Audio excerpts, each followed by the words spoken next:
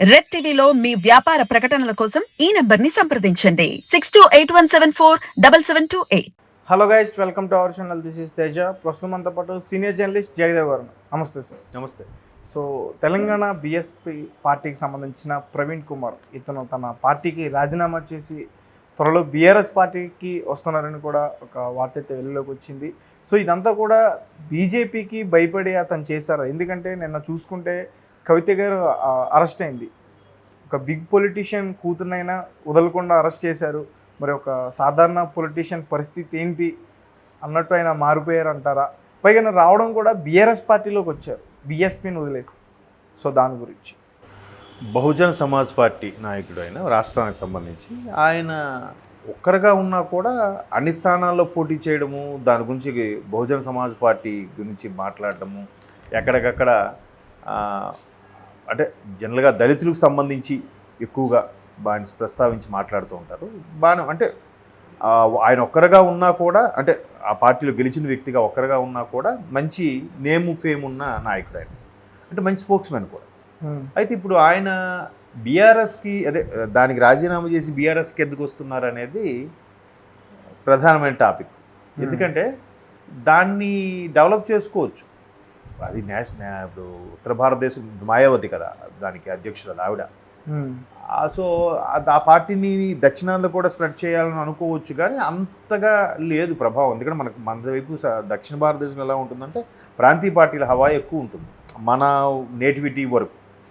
So అది ఉన్న ఒకటి అరా ఉంటాయి. మరీ కాంగ్రెస్ బీజేపీ లాంటివి అయితే స్ప్రెడ్ అవుతాయేమో, కానీ ఇట్లా వీటికి అంతగా ప్రాచుర్యం లేదు, ప్రాధాన్యత కూడా లేదని నా అభిప్రాయం. సో అందుకని ఆ పార్టీని వదిలి వస్తున్నారా అనేది డౌట్. పోనీ కాసేపు అలా అనుకుందాం. సో అలా అనుకుంటే అటు కాంగ్రెస్లోకో లేదా బీజేపీలోకో లేదు నేషనల్ పార్టీలోకి వెళ్తే కొంచెం బెటర్గా ఉంటుంది, సేఫ్గా కూడా ఉంటుంది కదా. అంటే భవిష్యత్తు ఉంటుంది, రాజకీయ భవిష్యత్తు ఉంటుందని అనుకోవచ్చు. కానీ బీఆర్ఎస్లోకి వెళ్తున్నారనేది ఎక్కడే డౌట్ఫుల్గా ఉంటుంది. జనరల్గా ఎలా అంటే ఇప్పుడు కాంగ్రెస్లోకి బీఎస్పీ నుంచి కాంగ్రెస్లోకి వెళ్ళే ఛాన్స్ లేదా అంటే, రాజకీయాలు ఏదైనా సహజం కదా. ఖచ్చితంగా ఈ పార్టీ వాడు ఈ పార్టీలోనే ఉండాలి అనేం లేదు కదా. సో అలాగని పోనీ బీజేపీలోకైనా వెళ్ళొచ్చు కదా అంటే బీజేపీలోకి కూడా వెళ్ళకుండా బీఆర్ఎస్లోకి వస్తారని ఆయనకి స్టేట్మెంట్ అయితే ఇవ్వలేదుగా. ఊహాగానాలు అయితే వినిపిస్తున్నాయి, ఆల్మోస్ట్ ఆల్ బీఆర్ఎస్లోకి వెళ్ళొచ్చు అని. మరోవైపు ఏంటంటే ఇంకో రకమైన వార్తలు ఎలా వినిపిస్తున్నాయంటే, నిన్న కవిత గారు అరెస్ట్ అయిన తర్వాత ఎవరికైనా చట్టం ఎవరికైనా ఒకటే, న్యాయం ఎవరికైనా ఒకటే అని మాటలు వినిపిస్తున్నాయి. బాగానే ఉంది. మీరు అన్నట్టు అంత సీనియర్ పొలిటీషియను, 2 సార్లు తెలంగాణ ఆవిర్భావం తర్వాత 2 సార్లు ముఖ్యమంత్రి అయిన కేసీఆర్ గారి బిడ్డ, ఆమెను అరెస్ట్కి ఇంత ఇంటికొచ్చి మొత్తం సోదాలు నిర్వహించి ఆ రోజు అప్పటికప్పుడే అరెస్ట్ చేసి రాత్రి ఫ్లైట్లో తీసుకెళ్ళిపోయారు కదా. నిన్నంతా సాయంత్రం ప్రతి ఛానల్లో చూస్తే ఇదే హవా, ఇదే హడావిడి నడిచింది. సో అట్లాంటిది ఏమైనా ఉందా, అందుకు ఈయన అరెస్టులకు కానీ లేదా ఒకవేళ అరెస్ట్ అయినా అటువంటి సపోర్ట్ కోసం ఈయన ప్రయత్నిస్తున్నాడా అనేది ఒక అభిప్రాయం. మేబీ అట్లా తప్పు చేస్తే భయపడాలి, కానీ ఇటువంటి లొసుగులు ఇబ్బందికర పరిస్థితులు ఏమి లేనప్పుడు ఎవరికి భయపడాల్సిన అవసరం లేదు. కాకపోతే ఆయన రాజకీయ భవిష్యత్తు కోసమో లేదంటే ఇందులోకి వెళ్తే ఆల్రెడీ దీన్ని ఇప్పుడు గవర్నమెంట్ లేదు, నెక్స్ట్ లోక్సభ ఎన్నికలు ఉన్నాయి, దానికి తోడు బీఆర్ఎస్ బీజేపీ కాంగ్రెస్ మంచి హవా మీద ఉన్నాయి కాబట్టి బీఆర్ఎస్లోకి వెళ్తేనే నా రాజకీయ భవిష్యత్తు బాగుంటుంది అనుకోని మేబీ అందులోకి వెళ్ళుండొచ్చు. అంతేగాని ఎట్లా బీజేపీకి భయపడో లేదా రేపొద్దున కాంగ్రెస్ వస్తే కాంగ్రెస్కి భయపడో ఆ నిర్ణయం తీసుకుంటారని నేనైతే అనుకోవట్లేదు. ఎందుకంటే అంటే ఇప్పటికీ ఒక ఎలిగేషన్స్ ఉంటే వేరే ఒక మన రాష్ట్రంలో చిన్న పార్టీయే కదా అది బీఎస్పీ.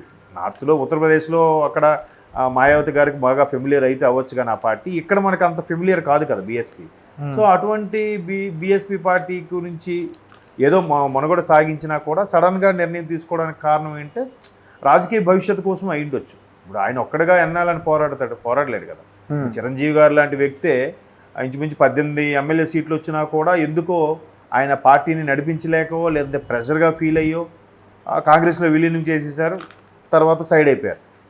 సో ఇప్పుడు ఈయన సింగిల్గా ఒక టికెట్తో ఒక పార్టీగా పెట్టుకొని ఉండడం అనేది ఎవరైనా వచ్చి ప్రముఖులు సీనియర్ నాయకులు వచ్చి జాయిన్ అవుతూ ఉంటే కొంతవరకైనా పార్టీ మనుగడ సాగుతుంది.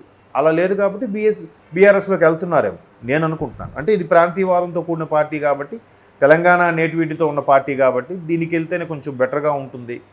లేదు ఈయన పదవులకు ఆశపడి నేషనల్ పార్టీలోకి వెళ్ళాడు అని అనిపించుకోకుండా బీఆర్ఎస్లోకి వెళ్తున్నారేమో అలా కూడా అయ్యుండొచ్చు కదా. ఖచ్చితంగా మీరు అన్నట్టు ఒకవేళ ఏవైనా ఇష్యూస్ జరిగి ఈయన కూడా ఏమైనా స్కాముల్లో ఇరుక్కొని అరెస్టులకు భయపడి అని అంటే అరెస్టులకు భయపడి అంటే బీజేపీలోకి వెళ్ళొచ్చు, లేదా కాంగ్రెస్లోకి వెళ్ళొచ్చు, కొంత సపోర్ట్ ఉంటుందని.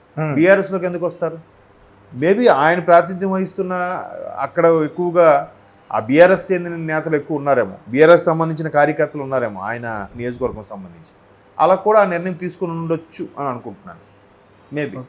సో అలాగే తెలంగాణలో చూసుకుంటే బీఆర్ఎస్ పార్టీ సంబంధించిన వాళ్ళ నాయకుల ఇళ్లల్లో కూడా సోదాలు నిర్వహిస్తున్నారు ఇక్కడ కాంగ్రెస్ ప్రభుత్వం అని చెప్పేసి కూడా అంటున్నారు. సో అందుకు కూడా ఇతను భయపడి ఉండొచ్చు అనొచ్చు.